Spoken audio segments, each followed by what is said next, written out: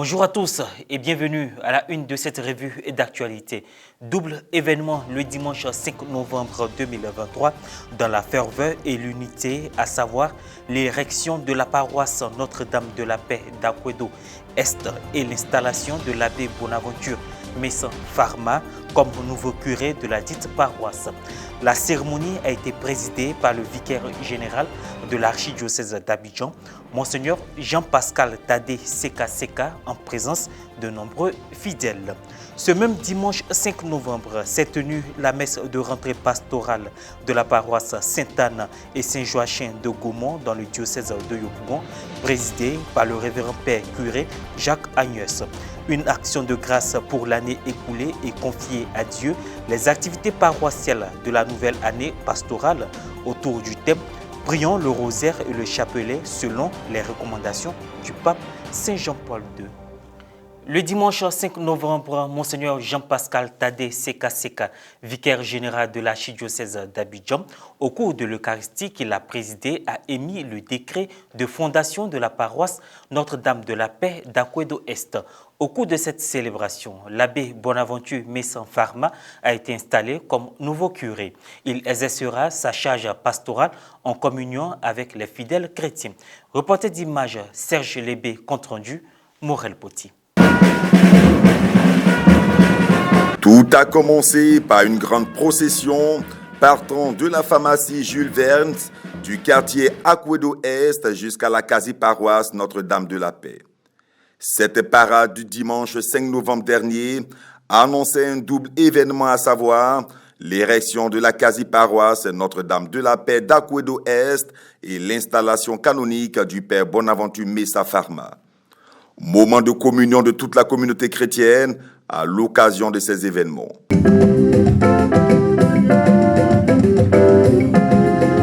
La célébration eucharistique a été présidée par Monseigneur Jean-Pascal Tadé Seka, vicaire général de l'archidiocèse d'Abidjan, représentant l'archevêque, son éminence Monseigneur Jean-Pierre Cardinal Coutois. Ce en présence d'un collège de prêtres, des autorités coutumières, des personnalités et de nombreux fidèles laïcs. La nouvelle qui nous rassemble à ce dimanche 5 novembre 2023 est bonne, je dirais même très bonne, en ce sens que Dieu, dans sa grande bonté, a voulu rendre ce jour qui lui est consacré, mémorable pour notre communauté en procédant à l'érection de notre quasi-paroisse et à l'installation du premier curé Notre-Dame de la Paix à la personne du révérend père Pharma Messan Herman Bonaventure. Dans son homélie et s'appuyant sur les textes liturgiques du jour, le vicaire général de l'archidiocèse d'Abidjan a expliqué le rôle du curé. Dans l'évangile d'aujourd'hui, il y a un mot qui est sorti, c'est le même qui désigne serviteur et esclave dans la langue grecque, doulos. Doulos, le Christ dit, il est serviteur, il est esclave de chacun de nous, nous aussi, serviteurs. Donc, le curé est le chef et il exerce sa charge avec charité, en étant père, en étant frère, dans une organisation ordonnée et ordonnancée. Ordonnée, ça veut dire qu'il faut bien faire l'ordre. Ordonnancée, il faut faire la chose comme il faut le faire en son temps. Plusieurs articulations ont marqué cet office religieux. La lecture du décret canonique de l'érection de la quasi-paroisse. La dite paroisse est rattachée au doyenné Père Eugène Nevritier. Lecture de la lettre de nomination du nouveau curé. Présentation du curé. Profession de foi. Serment de fidélité. Renouvellement de l'engagement.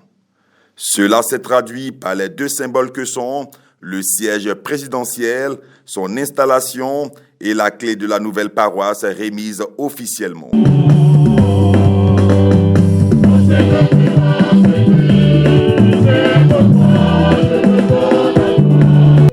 Les rites de la messe d'installation se sont poursuivis dans le recueillement et la joie.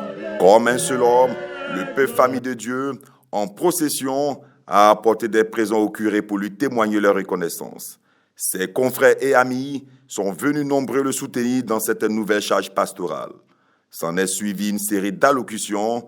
D'abord, l'intervention du président du comité d'organisation, Martin Komou. Ensuite, du nouveau curé, Père Bonaventure Farma. Et enfin, du chapelain de sa sainteté, Monseigneur Jean-Baptiste Aquadon. Une photo de famille a été prise afin d'immortaliser le moment. J'attends d'eux vraiment un soutien spirituel. Nous avons besoin de leur prière pour avoir ces énergies spirituelles pour bien mener notre pastorale. Nous avons aussi besoin de leur générosité, de leur charité. Après l'installation, la mission que nous avons est de bâtir une communauté unie, forte. Et comme le sujet de notre devise paroissiale, je me ferai fort pour que nous puissions marcher sur la route de la communion, de l'engagement et de la paix. C'est quelque chose de grandiose, c'est quelque chose de magnifique, de formidable, parce que la main de Dieu n'est pas courte. Et aujourd'hui, ce que nous voyons, c'est cela, la manifestation de l'amour et de la puissance de Dieu. Donc nous rendons grâce et nous disons un grand merci à l'archevêque qui a toujours été à nos côtés. Les cérémonies se sont clôturées sur le partage du verre de joie. La paroisse Sainte-Anne et Saint-Joachim de Gaumont dans le diocèse de Yopougon a effectué sa rentrée pastorale le dimanche 5 novembre dernier au cours d'une messe d'action de grâce officiée par le révérend père curé Jacques Agnès. La présentation des différentes entités puis du thème de l'année pastorale ont meublé cette célébration. Reportage Charlène Quadio, Brice Agossou, commentaire Maria Bissier. La messe de rentrée pastorale de la paroisse Sainte-Anne et Saint-Joachim de Gaumont, dans le diocèse de Yopougon, a eu lieu le dimanche 5 novembre dernier. Elle a été officiée par le révérend père Jacques Agnès, curé de la dite paroisse. Une messe d'action de grâce pour l'année écoulée et confiée à Dieu le bon déroulement des activités paroissiales de l'année 2023-2024 avec pour thème « Prions le rosaire et le chapelet selon les recommandations du pape Jean-Paul II ». Un moment de convivialité vécu avec tous les acteurs au service de la paroisse. Lors de sa prédication, le révérend père Jacques Agnès a exhorté les fils et filles de Gaumont à vivre dans l'unité et l'humilité, mais aussi à se mettre activement au service de l'Église. Prêtres comme laïcs, il y en a qui agissent toujours pour être remarqués. On aime paraître. On aime rechercher la considération. On est porté par l'intérêt. Et on oublie que ce qui nous caractérise, nous chrétiens, prêtres comme laïcs, c'est d'agir par amour pour Dieu. Tous frères et sœurs, n'oublions pas que nous avons un témoignage à donner, une mission à accomplir. Alors, vivons la fraternité. Vivons l'amour vrai et sincère dans nos différentes communautés. L'animation liturgique a été assurée par la fusion des chorales de la dite paroisse. Dans l'allégresse, mouvements, associations et groupes de prière de la paroisse Sainte-Anne et Saint-Joachim de Gaumont ont apporté en guise de reconnaissance leurs offrandes au Seigneur. S'en est suivi la présentation des différentes entités de la paroisse, mouvements, associations, groupes de prière, communautés nouvelles, communautés ecclésiales de base. Au cours des rites de fin, le révérend père Jacques Agnès a souhaité une très bonne rentrée pastorale aux fidèles, tout en rappelant le thème de l'année pastorale 2023-2024. Quelques impressions au terme de la messe. Ce qu'on doit retenir de cette célébration, c'est cette ambiance-là, cette fraternité-là. On l'a vu dans la possession des offrandes. Chacun a envoyé ce qu'il peut envoyer. Et donc ça montre un peu la fraternité et puis cet amour qu'on a pour son église. La priorité, c'est qu'il fait tellement chaud dans l'église qu'il faut couvrir. Donc on va mettre les lambris là, et puis le carreau aussi, et puis quelques bassins d'air. Et donc on a déjà lancé des enveloppes. Nous sommes venus ce matin pour soutenir notre père Jacques Agnès qui est ici maintenant.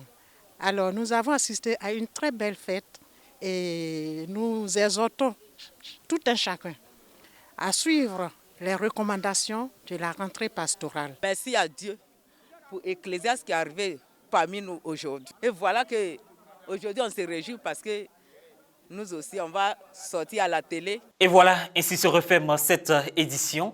Merci de l'avoir suivi. Excellente suite de nos programmes sur Ecclesia TV.